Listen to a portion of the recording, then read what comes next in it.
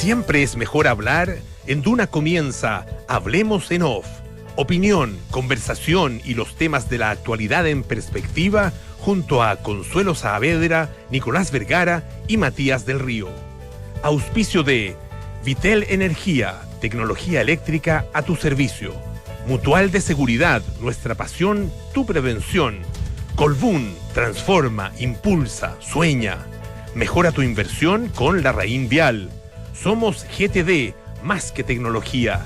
En BCI somos verdes. Súbete a la electromovilidad con Mita. Prudential AGF en alianza con AFP Habitat. Clínica Alemana, si es tu salud, es la alemana. Tu vida más tranquila, tu vida más consorcio. Digitaliza el área de recursos humanos con Talana. Estás en Duna, sonidos de tu mundo.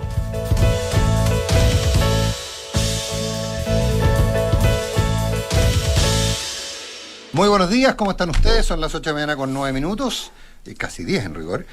Y junto a Matías del Río, a Consuelo Saavedra, iniciamos una nueva edición de Hablemos en Off en Radio Duna en este día miércoles 26 de mayo. ¿Cómo estás, Consuelo? Matías, ¿cómo están? Consuelo, Nicolás, muy buenos días. Quiero la crónica del partido. No hay mucho que hacer con un 0-0 y poco de crónica. El fútbol es gol, sin gol no hay fútbol. Yo no vi nada. No hay gol. Estoy sin paciencia. Fui al estadio, estuvo muy entretenido. ¿Fuiste al estadio? Sí, estaba precioso, el Nacional está precioso, quedó la herencia de los Panamericanos, que es un estadio súper. Yo no iba, reconozco, hace tiempo, a ese estadio, al Julio Martínez no iba hace tiempo, y está muy lindo, un comportamiento bueno de selección, gente muy tranquila, o sea, un estadio como uno le gusta ir, no muerto de susto, nada, todo perfecto, la gente muy civilizada, muy ordenada, todo muy bien. Pero nada, pues, faltaron los goles nomás, que no es poco, ¿no? Así que eso. Qué horror. Y terminamos ahí. Bueno, pero la selección ecuatoriana tiene... Sí, súper selección. O sea, tiene... ¿Qué jugador me decían ayer que costaba más que toda la selección chilena? Puede ser Caicedo, eso comentaban en... Estupiñán, Caicedo, no sé cuál es el más caro. En la mesa de mi Puede casa, ser. a la hora de comida. Lo impresionante es donde yo no sé nada de fútbol, pero ese dato me llamó la atención. El otro que juegan en estupendos equipos, muy buenos, muy competitivos. No, es una generación dorada. Sí. Y mucho cabro joven, mucho cabro joven. Me gustó ese que debutó que se llama Guagua. 17 años. Y que tiene 17. Es que el pecado mortal nuestro del no dejar partir y no ir cambiando, habría que buscar dónde está, de no ir cambiando como cuando... la política. Claro, no ir renovando para que los cabros más jóvenes jugaran con Alexis, jugaran con Medel, jugaran con Vidal cuando estaban en su plenitud para ir fogueando. Pero nos cegamos con el éxito, bueno, porque también había que aprovecharla, pero se acabó y se fue un poco después del Chino Río, González y Mazú. No soy experto en tenis, alguien me dirá que Tavilo y Yarri lo hacen tan bien, pero da la impresión de que se produce una caída muy abrupta y no tienes transición, pero ya está. ¿Estupiñán juega en el Brighton? Sí, juega, no, o sea, tiene grandes jugadores, sí, la verdad que impresionante. Ya, pues, pero así está. Ahora, esto es fútbol y no tiene mucha, al hincha no se le puede pedir racionalidad, pero que se vaya Gareca. Si fuese tan fácil sacar a Gareca, hacemos una colecta, lo sacamos entre todos y le pagamos, pero el problema no es Gareca. Parece que no alcanza tampoco. No, pero el problema no es Gareca, claramente. No, es proceso, es gol, básicamente. Ya, pero quedamos al fútbol, no es problema de fútbol. Yo lo poco que vi ayer, vi un par de jugadores, uno de ellos un símbolo de mi equipo, pero no, o sea, sí arma, pero necesitáis, la juventud de los ecuatorianos, tú necesitáis moverte, necesitáis más energía. No podéis jugar. Bueno, en fin, lo poco que vi re poco el partido, para serles honesto, porque estoy en una etapa en que no quiero cargarme de energías negativas. Ya suficiente tengo que estar con Del Río todos los días, entonces tal cual. Entonces no quiero agregarle más cosas, digo. Si no fuera por la Consuelo, yo no sé si podría venir a este lugar. No sé si podría venir. Vamos últimos. Sí, estamos en un romance con Nico Matías. Aprovechamos ayer que tú no estabas. Eso me produce mucho incentivo para discutir con ustedes. 8 con 12 minutos.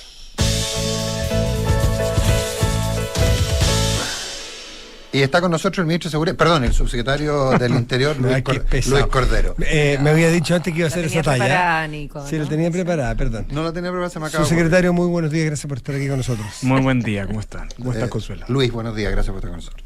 Muy buenos días. Consuelo, por favor. Me da lata partir por el Ministerio de Seguridad y si lo van a nombrar y si no, así que voy a partir por otra cosa. No, si yo la talla la hice justamente para que diéramos por visto el tema, digamos. Sí, porque no tiene otro, ministro, partamos por ahí, no tiene otro, no puede contestar, no sabes el presidente el que nombra, pero... No quiere, sí sabe, pero no quiere. No quiere, no puedo ni idea. Pero no lo personalicemos, ¿cómo está Chile, cómo está esta Oye, institucionalidad? permiso, don Matías, la pregunta era mía. Sí, iba a preguntar ¿Sabes? Quiero partir con algo súper puntual, no respecto a cifras de homicidio, eso ya vamos a tener más rato para conversar de eso. Quiero saber de la extradición de las personas desde Estados Unidos, ya de las personas de Venezuela, porque me llama la atención que esto se está llevando adelante por un decreto del presidente Trump. Y ese es un decreto que puede estar impugnado ante la justicia, porque las extradiciones son un proceso judicial, finalmente tienen que pasar por tribunales. Entonces, ¿cuál es la posición del gobierno al respecto a la extradición de estas personas desde un punto de vista del respeto a la ley, no desde el punto de vista de la bondad de los criminales, obviamente? Sí, a ver, dos cosas que yo creo que son relevantes para evaluar esto. La primera, creo que en una conversación anterior con ustedes, yo les expliqué más o menos cuál ha sido la estrategia de Chile para abordar este tipo de organizaciones criminales.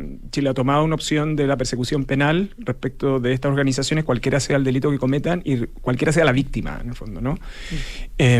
Pero además de eso, Chile optó por una segunda estrategia adicional, y es perseguir a estas personas aún cualquier fuera el lugar que ellos fuera su lugar de destino, abandonaran el país, fuera su lugar de destino. Esto es relevante porque líderes de estas organizaciones criminales ingresaron a Chile entre el 2018 y 2019, cuando el número de homicidios y determinado tipo de delitos aumentó, la persecución penal fue muy intensa contra esos grupos y varios de esos líderes abandonaron el país.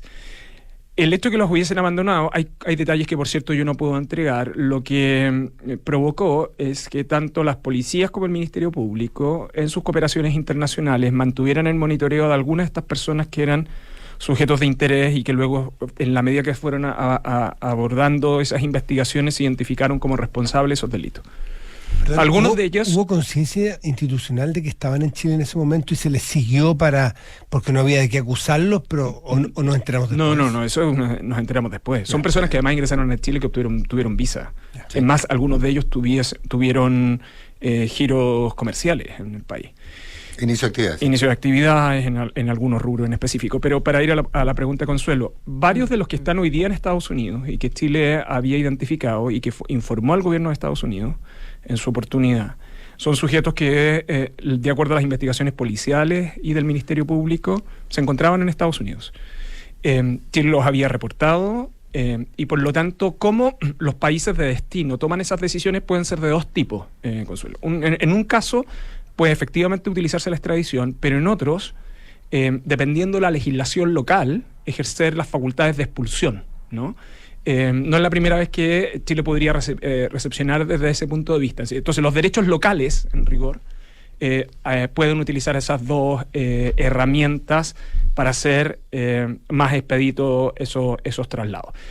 Pero respecto de los sujetos identificados en Estados Unidos, particularmente aquellos que están vinculados al homicidio del teniente Ojeda, fueron identificados en el país, en Estados Unidos, producto de las investigaciones que se realizaron en Chile y que fueron debidamente comunicados al gobierno norteamericano. Lo que pasa es que esa no era exactamente mi pregunta. Mi pregunta es que hay una discusión legal en Estados Unidos sobre las atribuciones del gobierno para expulsar a estas personas, calificándolos de enemigos extranjeros. Sí, lo que pasa es que el debate legal en Estados Unidos... Y sobre todo no las personas que entraron por inmigración, sino, por ejemplo, este señor Gámez, que sería el turco, que tiene una sentencia...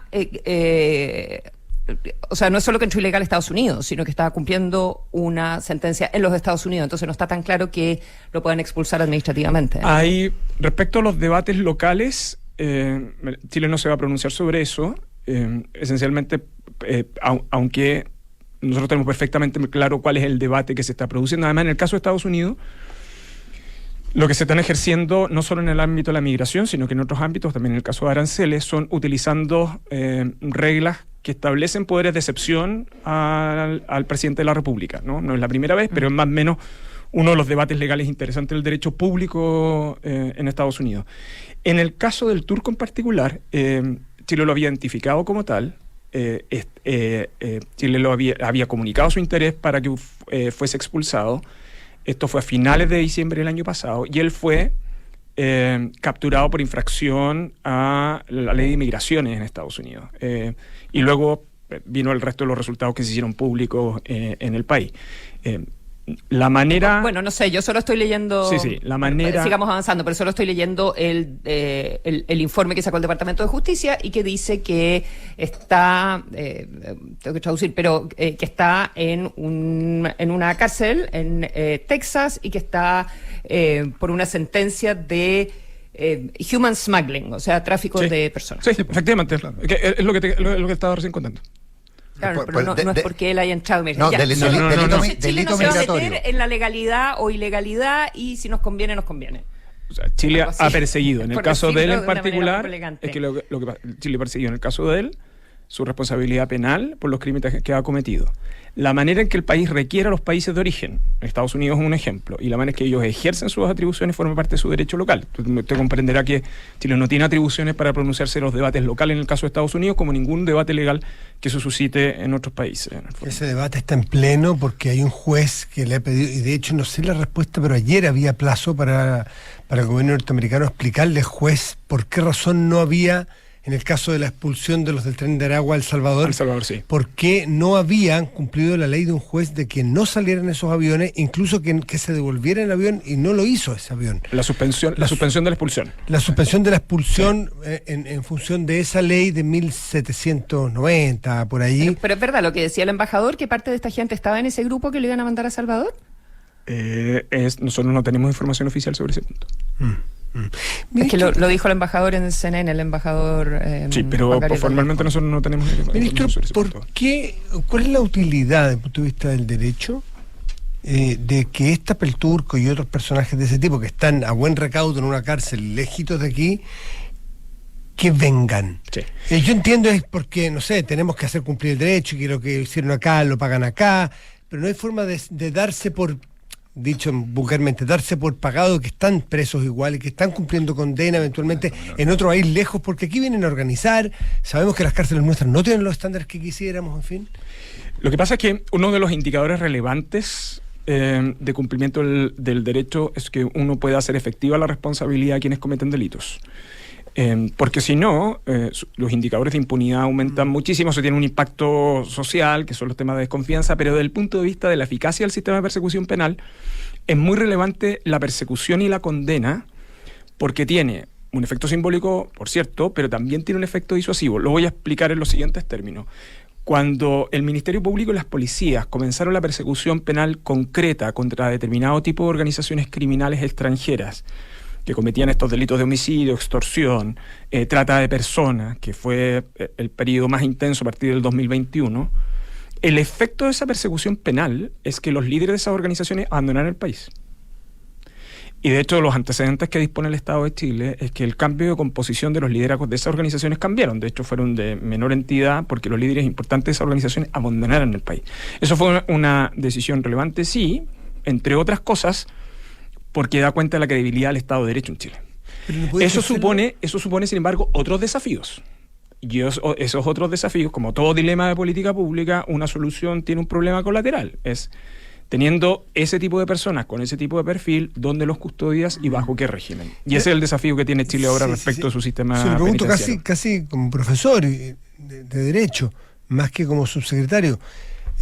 No hay posibilidad de que un Estado, en este caso Chile, ejerza toda la potestad, toda la facultad legal que tiene, ¿no es cierto?, para juzgar y para hacer cumplir una eventual condena a una persona en nuestro territorio, de hacerlo en convenio con otro país, es decir, que un fiscal nuestro pueda ir a tomar una declaración, pero que la persona esté allá y eventualmente puede ser recíproco, puede ser que otra persona o otro Estado haga cumplir su Estado de Derecho en Chile, no sé si se entiende. Así que se sigan todos los procedimientos para que tengan los mismos efectos que usted dice, disuasorios, por ejemplo, de cumplimiento de la ley, Es decir, pero que esté allá y que esté cumpliendo allá. Puede ser condenas que estén montadas unas con otras, una en Estados Unidos y una chilena. Mire, lo que pasa es que eso es importante porque da origen a los debates de cooperación internacional en materia de justicia, que se han dado en dos ámbitos. Uno, en el ámbito de la investigación penal, por eso, en materia de organizaciones criminales, en materia de crimen organizado, y esto es especialmente relevante en América Latina. En el caso de Europa hay mucho avance por razones obvias, en el fondo, ¿no? Pero en el caso de América Latina hay un cierto consenso de que la persecución penal eficaz es con la cooperación de las investigaciones penales por parte de los ministerios públicos y también de parte de las policías. En el caso de las policías hay una cooperación que lleva muchos años. Pero otra cosa distinta es el cumplimiento de las penas. Entonces, es cierto que se pueden verificar dependiendo de los acuerdos que existan con determinado tipo de países, la ejecución de diligencias dirigidas por los ministerios públicos locales, acompañados por ejemplo, fiscales chilenos. Pero todo eso depende de acuerdos, pero ante todo, por una idea central en la cual descansa, que no obstante son los países los que ejercen sus jurisdicciones penales en sus respectivos territorios. Y por eso los acuerdos de extradición son tan relevantes entre un país y otro. En América Latina, las cooperaciones formales e informales de los ministerios públicos y de las policías ha ido expandiéndose en los últimos años porque el problema de organizaciones criminales en América Latina es muy severo, no solo por la violencia, sino por la cantidad de distorsión que producen en la economía, porque en estricto rigor son organizaciones de economías ilícitas que distorsionan las economías locales muy significativamente. Y no estoy hablando de la economía barrial, estoy hablando de cuestiones estructurales de cada uno de los países, en el fondo. Esto implica una serie de desafíos, entre otros, que hay algunas cosas que tenemos que mirar con otros ojos. Por ejemplo, la inteligencia económica, en el fondo, ¿no? Por los niveles y las capacidades de inyección. O bien, la manera en cómo miramos determinados sectores productivos que pueden ser vulnerables. En el caso de Chile, ese sería el ejemplo de los sectores exportadores y el puerto, en el fondo, ¿no? ¿Por qué? Bueno, porque hay algunos países que han tenido algunos de estos conflictos que Chile está en condiciones de poder anticiparlo y por eso la cooperación internacional es tan relevante. Chile la tiene con los países de América Latina y hoy día hay una cooperación muy significativa también con determinados países de Europa que son destinatarios de algunas, diríamos, exportaciones no tradicionales en relación a determinado tipo de organizaciones. Consuelo, ¿sobre el tema? No. Por favor, Nico. Aquí yo quería saber sobre crimen organizado, sobre cifras. Cambia de tema. Es que antes de cambiar de tema, estamos a la espera de las cifras consolidadas de 2024 de homicidios por cada 100.000 habitantes, sí, que es el estándar mundial. Sí. Estuve viendo la curva el otro día y desde el 2016 a la fecha la curva es muy permanente al alza. Sí. No, pero la pendiente ha aumentado hasta el 2019 para Chile el 2019, no sé si tiene que ver el estallido o es mera coincidencia, cruza el promedio del mundo, sí. Y lo cruza hacia arriba. Estábamos por abajo del promedio del mundo y hoy día estamos más o menos, me parece que si lo medimos por día, no por 100.000 habitantes, llevado a días 3,3 homicidios diarios promedio. Esa es la última cifra que yo vi de data internacional. Pero estamos esperando el 2024. Sí. ¿Por qué se demora tanto? ¿Es normal o porque viene muy mala la cifra? No, es normal y lo voy a explicar por qué. Primero, porque uno de los temas que ha costado mucho en el país es poder consensuar las cifras de homicidio metodológicamente hablando, ¿no? Esto implicaba hace algunos años que las instituciones tuvieran cifras distintas. Entonces, para que Chile tenga un único reporte, significa que el Ministerio Público, el Ministerio del Interior, Carabineros, la Policía de Investigaciones, el Servicio Médico Legal consensúen las cifras de homicidios. Esto significa un trabajo metodológico que se traduce en verificar cada uno de los registros y luego, una vez verificada, cada una de las carpetas de información que están asociadas, para no además confundir unos tipos de muertes con otras, porque además en el camino pueden ir cambiando esas calificaciones. Chile ha logrado esa metodología y por lo tanto es el reporte válido que Chile, el país tiene. El año pasado las cifras se entregaron bien a finales de abril. En el primer semestre del año 2024 se entregaron en septiembre. Las cifras de consolidad del año 2024 se encuentran listas y van a ser dadas a conocer la próxima semana. ¿Vienen en la misma tendencia, secretario? La tendencia, yo le puedo hablar de la tendencia. La tendencia, vuelvo a ser un año donde la tendencia viene a la baja. Y eso es relevante. Ahora luego uno tiene que hacer los análisis por cada una de las regiones, porque eso implica que determinado tipo de intervenciones son más relevantes que otras. Eso, nosotros efectivamente a partir del 2016 esa curva comenzó a aumentar. Los efectos post-pandemia fueron bastante evidentes, no solo en Chile, sino que en el resto de los países de América Latina y también en algunos países de Europa donde se dispararon los homicidios cuando sus tasas son muy bajas.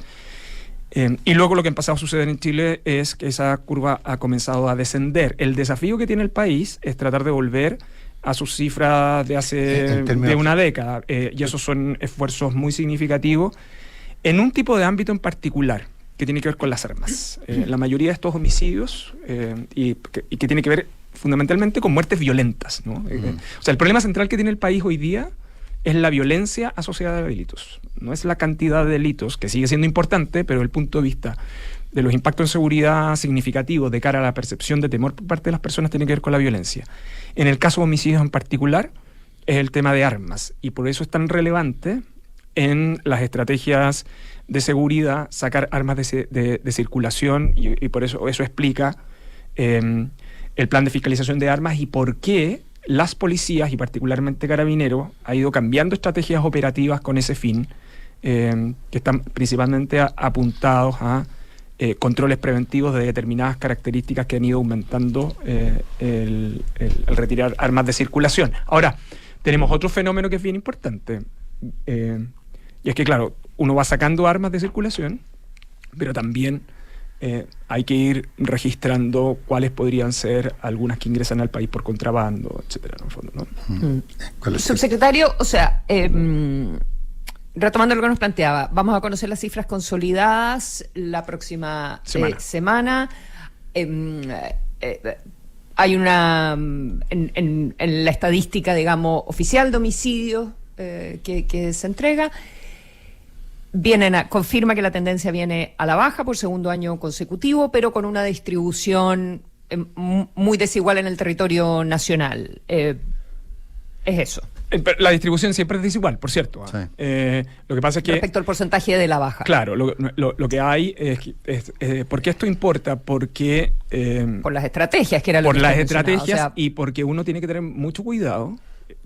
Una de las razones por la cual explica el nacimiento del Ministerio de Seguridad es tratar de alejar la seguridad de la moneda, no desde el punto de vista de la importancia, sino que el punto de vista de que la contingencia política no absorba, y además usted pueda tener estrategia de largo plazo.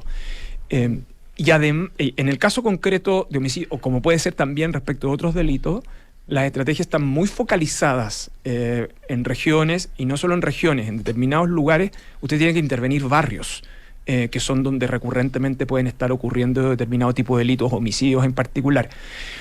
Esto se ha ido sofisticando tanto con las policías como con el Ministerio Público, y por eso es importante saber el promedio, pero también es un acto de definición, de estrategia y de rendición de cuentas futura, los datos regionales, para que uno pueda ir focalizando acciones. ¿Esto no viene con datos regionales inmediatamente? También viene. Sí, también. Ah, ya. Porque no, eso es lo que le quiero decir en otros términos, es que es importante la tendencia a la baja, pero no nos quedemos solo con el promedio nacional. También veamos aquellos lugares donde ha sido exitoso, y en aquellos lugares que probablemente tenemos que hacer esfuerzos adicionales.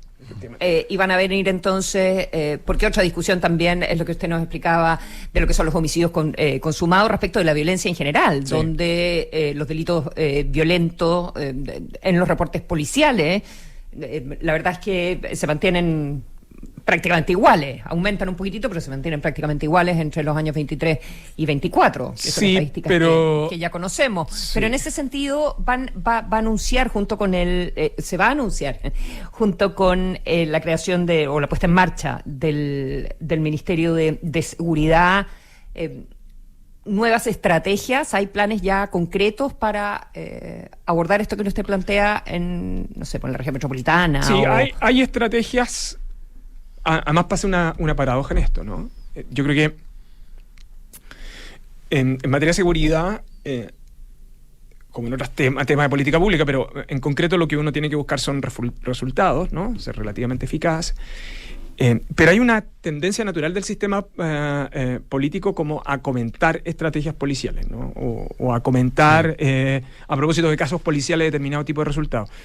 Y quiero que se entienda bien lo que quiero plantear. En algunas ocasiones, entregar determinado tipo de detalle lo que hace es perjudicar las investigaciones y perjudicar las intervenciones policiales.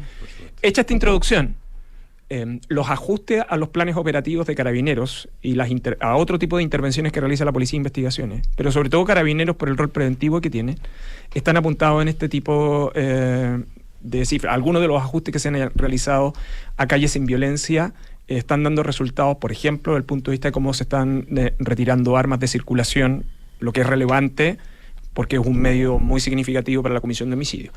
Pero esos ajustes se van realizando progresivamente. ¿Cuál es el desafío que tiene el Ministerio de Seguridad? Que además es una norma de la ley explícitamente, que las decisiones que usted adopte, incluyendo esas estrategias, estén basadas en evidencia, en el fondo, ¿no?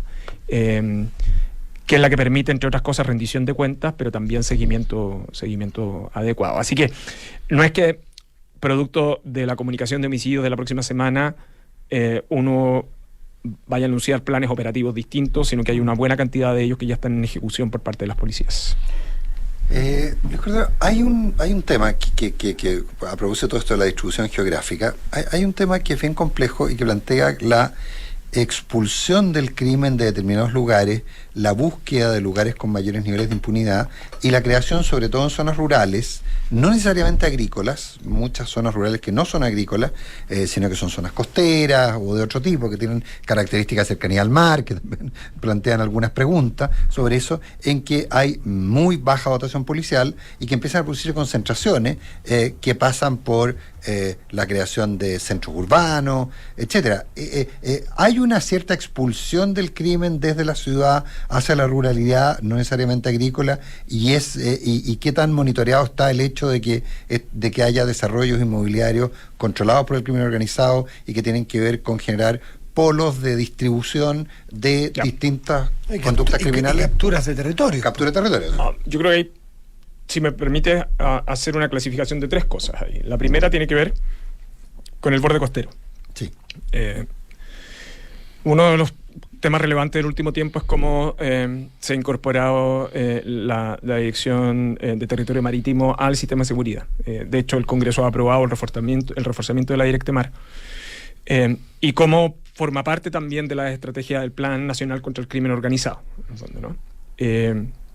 Voy a dar solo referencias generales, pero el país en materia de seguridad ha estado analizando y adoptando algunas medidas en áreas sensibles del borde costero chileno. Nosotros tenemos un borde costero muy amplio. Habitualmente cuando hablamos de seguridad solemos omitir eso, sí. Pero el país no solo está haciendo la evaluación, sino que tiene relativamente identificadas las zonas vulnerables y en aquellas en las cuales ha hecho intervenciones que probablemente no son conocidas, pero que tienen fines preventivos. Lo que quiero decir con esto es que el Estado chileno sí está observando el borde costero y lo está observando con cierta detención, esta vez con un trabajo conjunto de Directemar con las policías. ¿Por qué? Porque así como se pueden sustituir en el sector agrícola, puede haber sustitución económica que vaya apuntada a actividades ilícitas. En el borde costero también puede pasar lo mismo. Entonces, por eso es tan relevante ese control. En la zona norte en particular... ¿Puede o está pasando?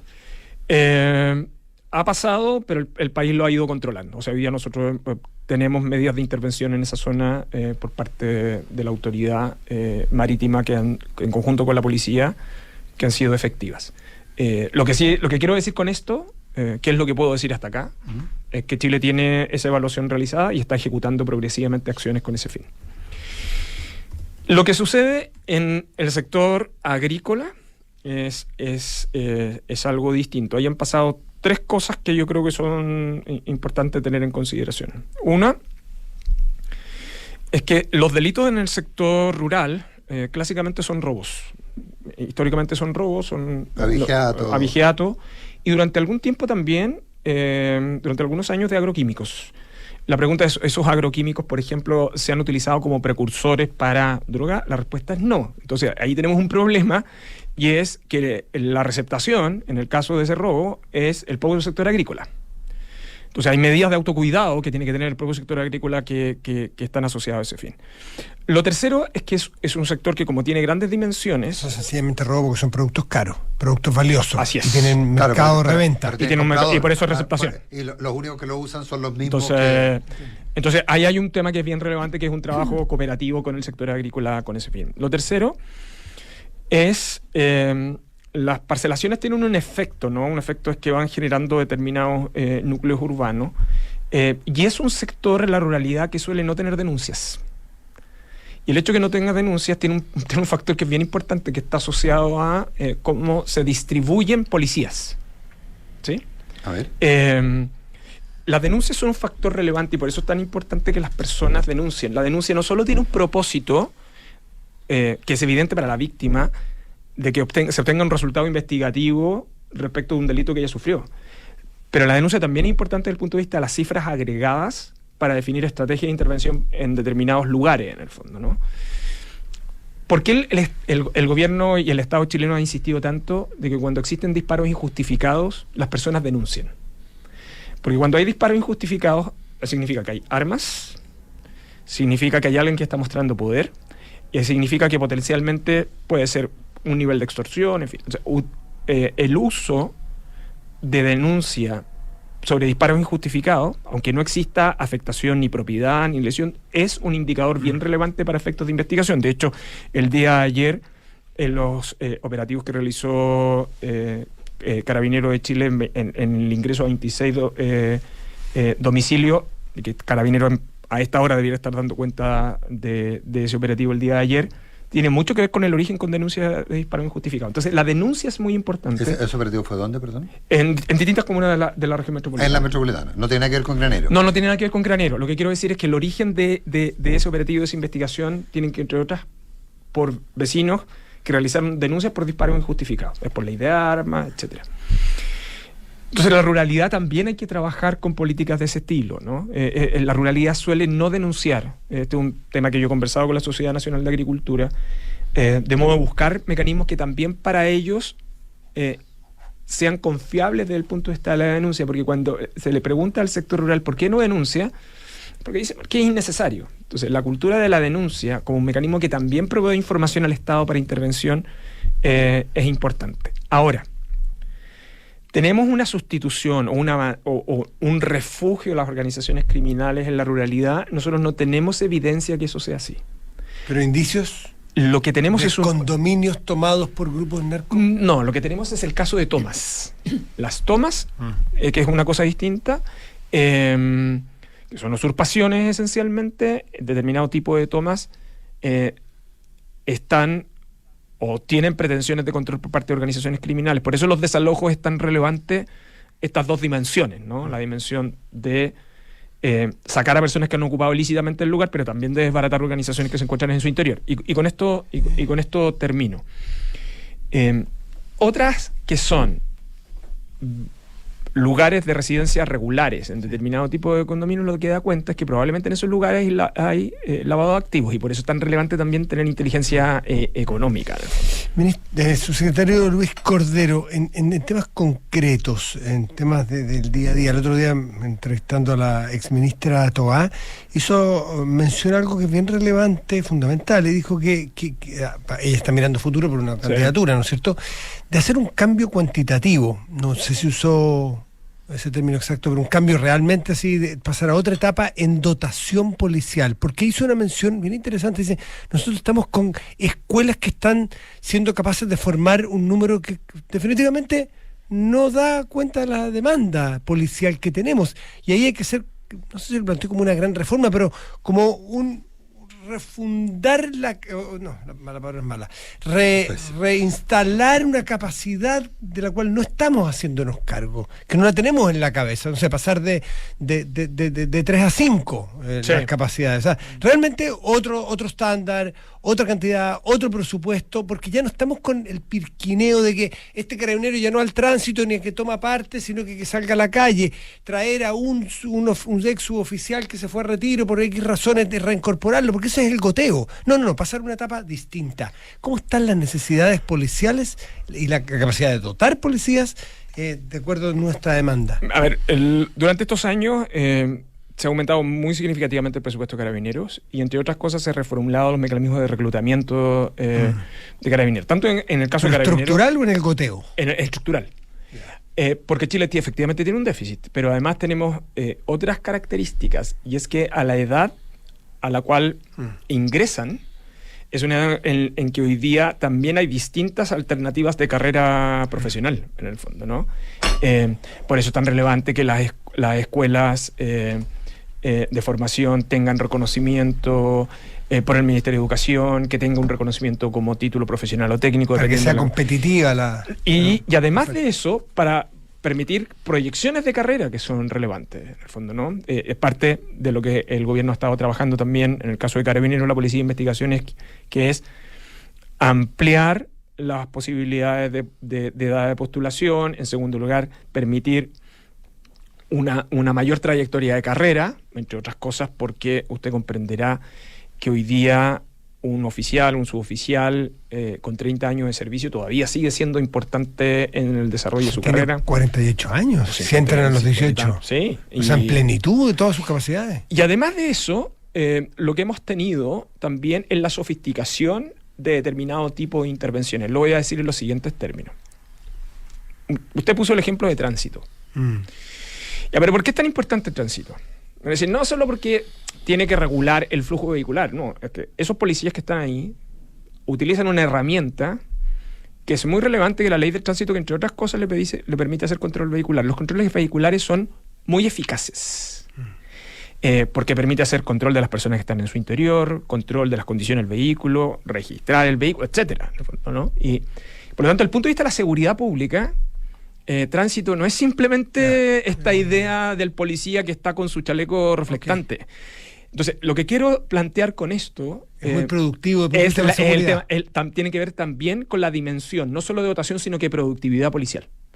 Y en eso yo diría que el Chile ha avanzado bastante. Las policías están en esa trayectoria. ¿Cuántos policías tenemos? ¿Cuántos policías necesitamos? Lo que pasa es que ahí tenemos un pequeño detalle. Yo no puedo dar cifras públicas, porque la ley me impide a mí entregar cifras públicas. Deme proporciones. Tenemos 3 y necesitamos ¿cuántos? Nosotros necesitamos aumentar nuestra dotación policial. ¿Al doble?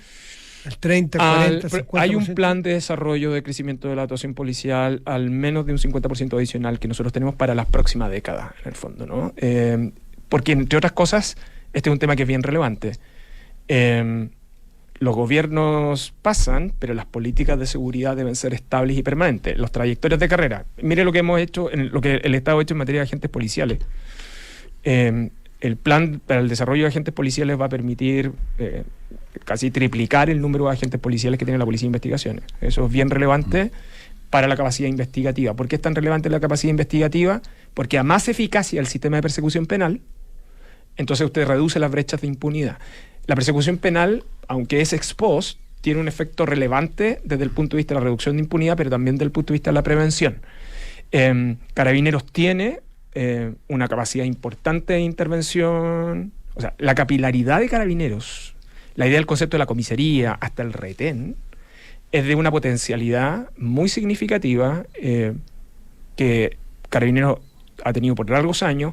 Hay algunos de esos aspectos que Carabineros, por decisiones institucionales en el pasado, las fue retirando, pero que hoy día las está activando en esta idea de que la presencia policial tiene un aspecto muy significativo, pero en esta dimensión. Ejemplifico con tránsito, simplemente para decir que no hay que reducirlo a esa imagen, porque hay una potencialidad adicional en elementos de operaciones policiales que son útiles a la seguridad, aun cuando ocupemos la ley de tránsito. Subsecretario, la Confederación de la Producción y el Comercio, a propósito después del asesinato de la pareja en Graneros, que no sé si cómo irá avanzando esa investigación, quizás tiene algún antecedente que nos pueda aportar al respecto, pero la CPC plantea que Chile está perdiendo la batalla contra la inseguridad. Sí, yo escuché esa declaración y yo invité al sector privado también a tener un rol activo en materia de seguridad. Esa afirmación es una afirmación compleja, no da cuenta de los esfuerzos que ha hecho el Estado de Chile. El gran desafío que tiene una sociedad es evitar la anarquía, pero también no por la otra el absolutismo del poder de policía, en el fondo. Entonces, un sistema democrático descansa en mantener el control del orden y de la aplicación de la ley. Entonces, es una afirmación que yo llamo a mirarla con un poco más de responsabilidad, porque el sector privado también tiene un rol muy significativo, y lo quiero ejemplificar en dos cosas. Ellos han hecho propuestas y dicen debieran... Sí, pero las propuestas siempre son para el Estado, nunca para el sector privado. Y el sector privado está lleno de riesgos. Está lleno de riesgos, Consuelo. Por cierto, el deber principal en materia de orden y seguridad pública es del Estado. Y lo que puede hacer el sector privado es a contribuir a reducir determinadas contingencias de riesgo, ¿no? Eso tiene que ver en cómo evalúa sus propios riesgos en las actividades productivas que llevan a cabo.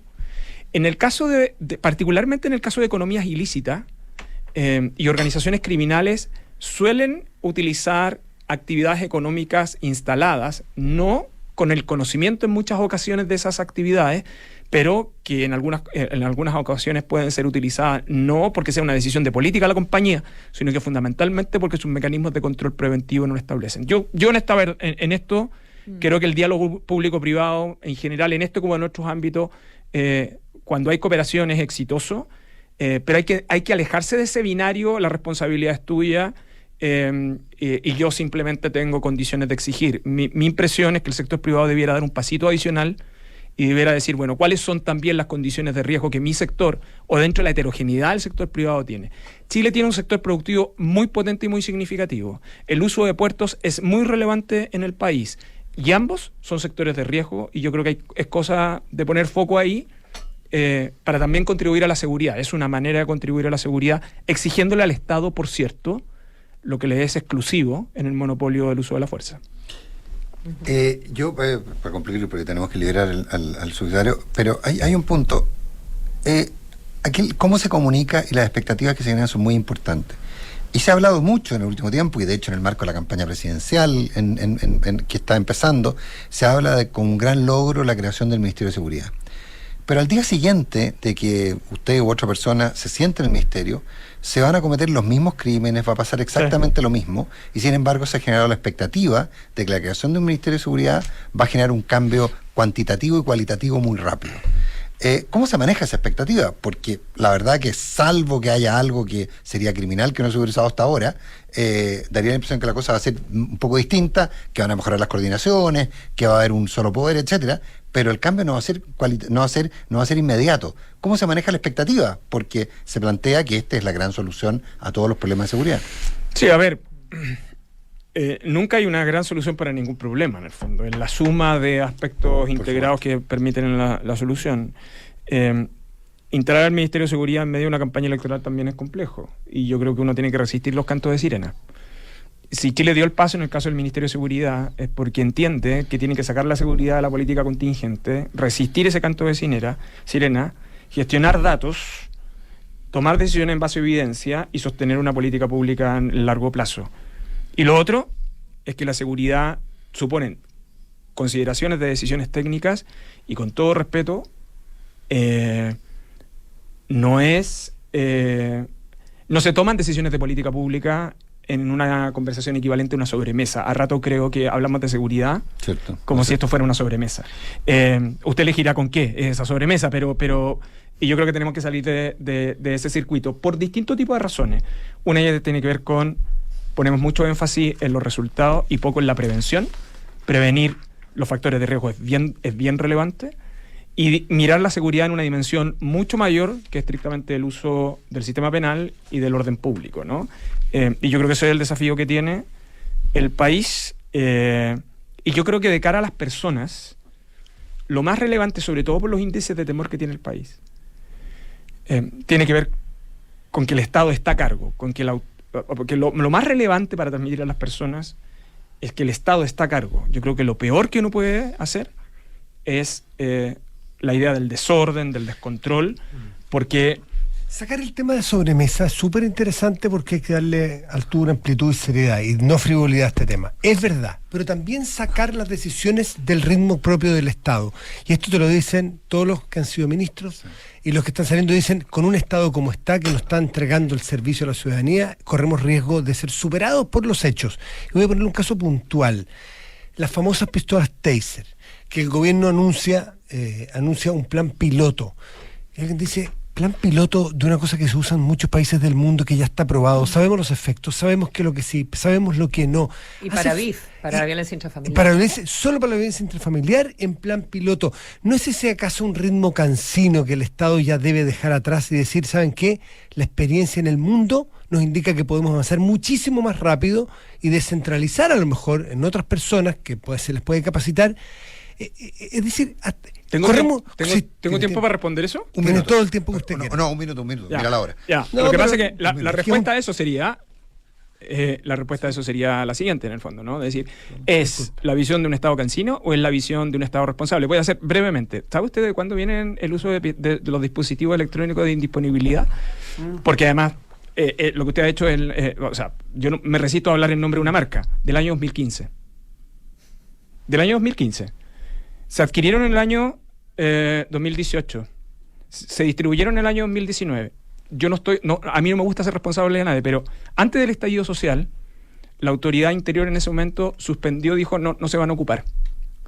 ¿No? No sé, había una serie de razones técnicas por parte del Ministerio del Interior en ese momento que se tomó la decisión de no utilizarlas. Vino el estallido social.